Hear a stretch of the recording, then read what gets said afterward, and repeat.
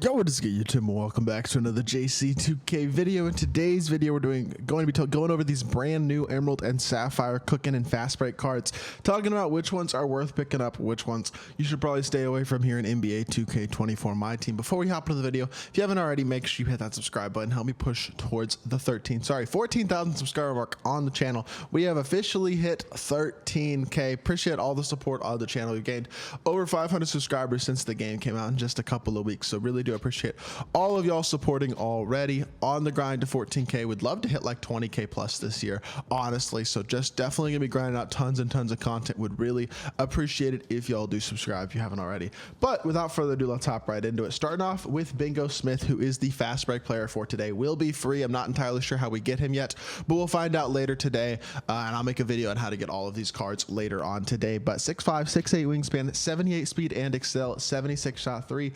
He can dunk, but not great, and he's not a great defender. Does have some nice playmaking badges like break starter, handles for days, and unpluckable. Shooting badges are not good ones particularly, and then silver fast twitch. Unfortunately, he's not really fast. He's not really a great defender. He's not a great shooter, and he's not a great... Like, is there anything this card does great? Honestly, no. I don't think he does anything if it's particularly great. 6'5" shooting guard doesn't have incredible size. I think there's better budget shooting guards in all honesty than this Bingo Smith card.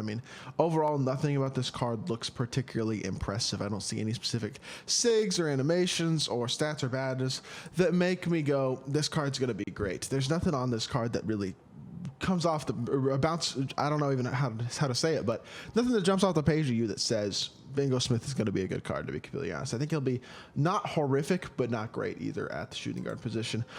Steve Novak is going to be a shooter. That we know. 6'10", 6'9" wingspan, 93 ball, 45 speed excel. Holy crap, he's even slower than I thought he was going to be. I thought he was going to be slow. I didn't think 45 speed. The defense is absolutely atrocious, as is the slashing, honestly. This card is really bad outside of shooting the ball. I'm going to be honest. Like, worse than Mike Miller, really bad. He is one of the most exclusively shooter cards that we've seen this year. Like, all he does is shoot the ball.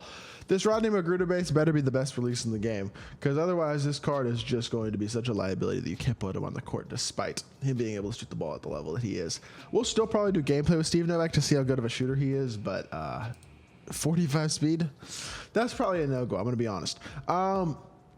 6'2", 6'3" wingspan for Jordan Farmar. This is a card that I thought had potential to be a really good budget card, and they did not give him the ability to dunk. Dang it. 78 speed and excel, 82 shot three. Can't dunk the ball, and defensively is really poor. 76 lateral quickness, though. Does have some good shooting badges and some good playmaking badges, but no speed booster, no dunking ability. Only 78 speed. I thought this card had a lot of potential. He does have tray escape, which is very good. Quick drops off 2 is still a great dunk package, even though quick drops off 1 aren't even in the game anymore. Normal leaner, I think a Koro base, at least if it's like it was last year, is a good one as well. So this card looks pretty okay, but like, if he could dunk the ball, if he had 82 or 83 speed, you're looking at a lot better budget point guard in my opinion.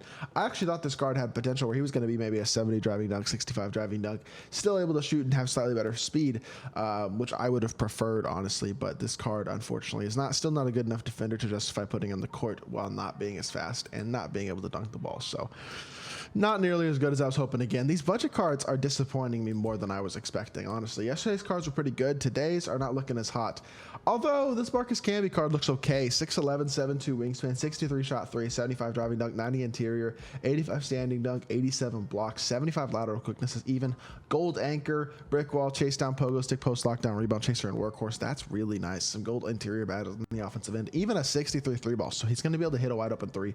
60 speed is not that horrible. This Jalen Smith release is probably not very good, but that's okay. The movement is not good. We're going to have to see how this card's release is, because if he has a nice release, he's going to be the best budget center in the game, and it's really not particularly close. I know Rafe LaFrance is a better shooter, but the guys who are the best centers in the game are guys like Rafe LaFrance, and I think this card blows Rafe LaFrance out of the water in a lot of ways outside of shooting. Athletically, it's not even close. Defensively, it's not even close.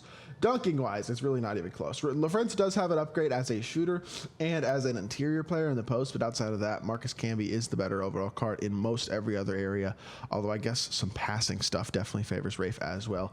But some of the things that I think are most important on a big, which is going to be your speed, your strength, your stamina, your vertical, which plus 39 is pretty absurd. Interior defense, lateral quickness plus 30. I mean, there are some stats on this Marcus Camby card that are so significantly better than Rift Defense. It's going to make a massive difference. He's a much, much better interior defender and interior offensive player. Has a good wingspan. I mean, they're about the same size though. But overall, this Marcus Camby is going to be your next best budget center in the game, and it's not even close. People were comparing him to like Daryl Dawkins, the 85 overall as well, thinking that he has the potential. I got a comment about this yesterday, thinking that they like this Daryl Dawkins card and that he can be an upgrade over this card. I would assume he is also a pretty big upgrade over this card. This Daryl Dawkins, 33 ball. He is a little faster, but he's not as good defensively. He is more athletic, I guess, but can't shoot the ball at all. Marcus Camby being able to hit a wide open three, I think does give him an extra amount of value that makes up for the fact that he's a little bit slower and not quite as athletic, especially because he's so much better defensively. Again, that 31 plus lateral quickness is absolutely gigantic. Overall, this Marcus Camby card is your new best budget center in the game. He is the card that I am most excited about today, for sure. I will say that. Is he an elite card? Not quite. But is he a good option at the center position? 100%. And can he compete against the top centers in the game? I think at a competitively decent level. Is he going to get killed by Shaq still? Yes, he's going to still get killed by Shaq. But the key interior badges, the rebounding, the brick wall, the anchor, the pogo stick, things like that are huge badges that are really going to help him out a ton defensively. Give you a budget center who can actually compete defensively and semi-athletically as well, while being able to maybe hit a wide open three occasionally if he has a decent release.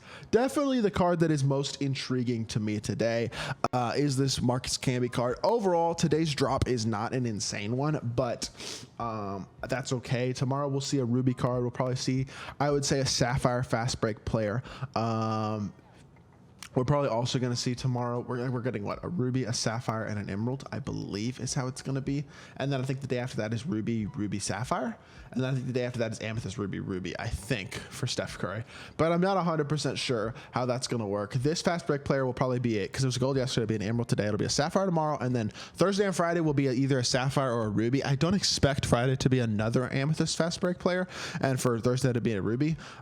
It's possible, but we already getting 2 free Amethysts in that promo with Clyde Drexler and Draymond, so I doubt we get a third free one. With that being said, it's possible that we could see a third free Amethyst on Friday in this fast break promo as well. This COOKIN promo is going to get kind of expensive with some of these Rubies and Amethysts later this week, but for right now, it's pretty cheap, and Marcus Camby looks like a really, really good budget center. So hoping for some more but good budget cards as this week progresses, especially with these fast break cards, because honestly, these first two have both been a bit of a disappointment. Would like to see some decent cards in this set. I understand we're getting free Amethysts at the end of it, but still would be nice to see some decent cards in the fast break promo as a whole. But outside of that, overall, today's cards are not horrible. They're not great. Jordan Farmar is not as good as I was hoping. Steve Novak is the slowest player on the planet.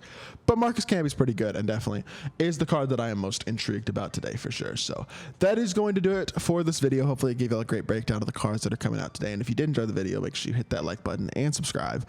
I'll be back with more 2K content very, very soon, and I appreciate y'all. Peace.